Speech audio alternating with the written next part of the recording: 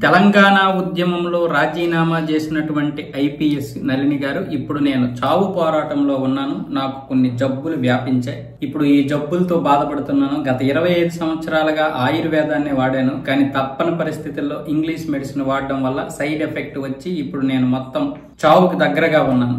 నాకెవరూ ఇంతవరకు సహాయం చేయలేదు. చివరికి 2 కోట్ల రూపాయలు మాఫీ చేయాలి అని రాష్ట్ర ప్రభుత్వానికి చెప్తే ఆ యొక్క 16 పేజీల యొక్క నివేదికని చింపేసి చెత్తబుట్టలో పడేసిందని తెలిసింది. రేవంత్ రెడ్డి గారి యొక్క ప్రభుత్వ పరిస్థితి ఇలా ఉందంటూ.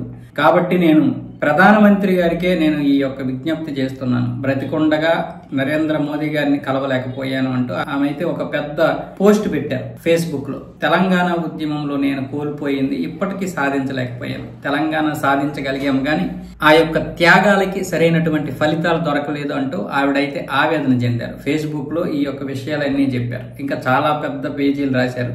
మరణించిన తర్వాత నాకు ఏ అవార్డులు రివార్డులు వద్దు, ఏదైనా నాకు చేయాలనుకుంటే నా ట్రస్ట్ కి సహాయం చేయండి అంటూ ఆవిడైతే ఆ లేఖలో చెప్పడం జరిగింది. అయితే కాంగ్రెస్ ప్రభుత్వం అధికారంలోకి వచ్చిన తర్వాత రేవంత్ రెడ్డి ఈవిడికి ఉద్యోగం ఇస్తానని అన్నారు అప్పట్లో. కానీ ఈవిడ నాకు ఉద్యోగం వద్దు, విరాళం ఇవ్వండి అన్నట్లుగా మాట్లాడారు. అప్పట్లో దీని గురించి వార్తలు వచ్చాయి ఈ విషయం గురించి. అయితే ఆ తర్వాత ఈవిడు విరాళం అడిగేసరికి వాళ్ళైతే విరాళం ఏమి ఇవ్వలేదు. కాకపోతే ఈవిడికి ఉద్యోగం వద్దన్నారు. అక్కడ మరి ఏమైందో మరి మనకు తెలియదు. ఉద్యోగం ఎలాగో ఉద్యమ సమయంలో ఆవిడ రాజీనామా చేశారు కాబట్టి ఉద్యోగానికి తర్వాత అయినా సరే ఇస్తామన్నప్పుడు తీసుకుంటే బాగుండేది. ఎందుకంటే డబ్బు కంటే కూడా ఈవిడకు ఉన్నటువంటి ఆ పదవి మంచిది. పదవి అంటే పదవి కాదు, ఉద్యోగం. అది ఒక మంచి కేటగిరీ. ఐపీఎస్ అంటే మామూలు విషయం ఏం కాదు కదా. అక్కడ ఏమైనా రాంగ్ స్టెప్ వేసిందో తెలియదు. మొత్తానికి అయితే ఆవిడ లోపల ఏంటున్నది అనేది అర్థం కాలేదు. కానీ ఈ యొక్క మరణ వాంగ్మూలం అయితే చాలా మందిని బాధిస్తుంది. కొంతమంది విమర్శిస్తున్నారు కూడా. డబ్బు కోసమే ఈవిడ ఇలా చేస్తుంది. ఇంతకు ముందు ఆ 2 కోట్ల రూపాయలు ఇచ్చేస్తే ఈవిడికి ఉద్యోగమే వద్దనేసింది. కాకపోతే తెలంగాణ ఉద్యమంలో ఎవరు బాగుపడ్డారో ఎవరు చెడిపోయారో మీకు తెలుసు. దాదాపు 1300-1400 మంది చనిపోయారు ఈ ఉద్యమం కోసం. అయితే రాష్ట్ర ప్రభుత్వం ఏం చెప్పింది తెలంగాణ వచ్చాక? ఆ సమయంలో ఎలా చనిపోయినా తెలంగాణ ఉద్యమంలో చనిపోయాడనే అంటున్నారు. ఆ విధంగా ఎంతమందికి న్యాయం చేస్తామంటుంది రాష్ట్ర ప్రభుత్వం.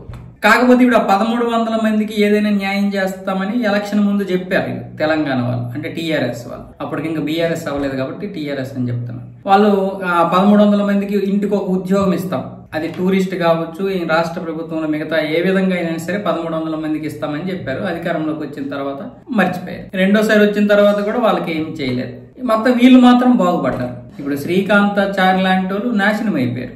వాళ్ళ కుటుంబం ఇప్పుడు అతను పోగొట్టుకుని ఏం సాధించింది? టీఆర్ఎస్ లో ఎమ్మెల్యే పదవి ఇచ్చారు టీఆర్ఎస్ వాళ్ళు, కానీ గెలవలేదు, పక్కన పడేశారు. ఆవిడకి ఎమ్మెల్యే పదవి ఇచ్చే కంటే శ్రీకాంతాచారి మీద ఏదైనా పెడితే బాగుండేది. కనీసం ఆవిడకి ఒక ఉద్యోగం లాంటిది ఏదైనా ఇస్తే ఆవిడ ఉద్యోగంలోనే ఉండేవారు.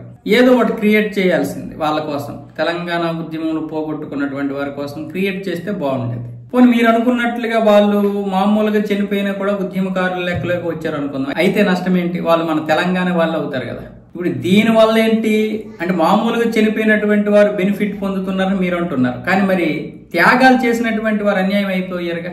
ఆ కుటుంబస్తులు కోల్పోయినటువంటి వారు అన్యాయం అయిపోతున్నారుగా. ఎలాంటిది ఒక టూరిస్ట్ లాంటిదో లేకపోతే ఈ టూరిజంలోనో ఎందులో పెద్దగా ప్రభావం చూపినటువంటి దీంట్లో ఇస్తే వాళ్ళు పని చేసుకునే వాళ్ళు కదా. వాళ్ళ త్యాగాలకు ఒక అర్థం ఉండేది కదా. అలా చేయలేదు. కానీ పనికిరాని వాళ్ళు ఎంతో మందిని మీరు బాగు చేశారు, ఎంతో మందికి పదవులు ఇచ్చారు, ఎంతో మందికి ఉద్యోగాలు ఇచ్చారు. చివరికి పేపర్ లీకేజీలతో కూడా గడిపేస్తున్నారు మీరు. ఇలాంటి పరిస్థితుల్లో వాళ్ళకి ఇవ్వడంలో తప్పేముంది? రాజశేఖర రెడ్డి గారు కూడా చనిపోయినప్పుడు ఎంతో మంది సామాన్యులు మామూలు చనిపోయారు.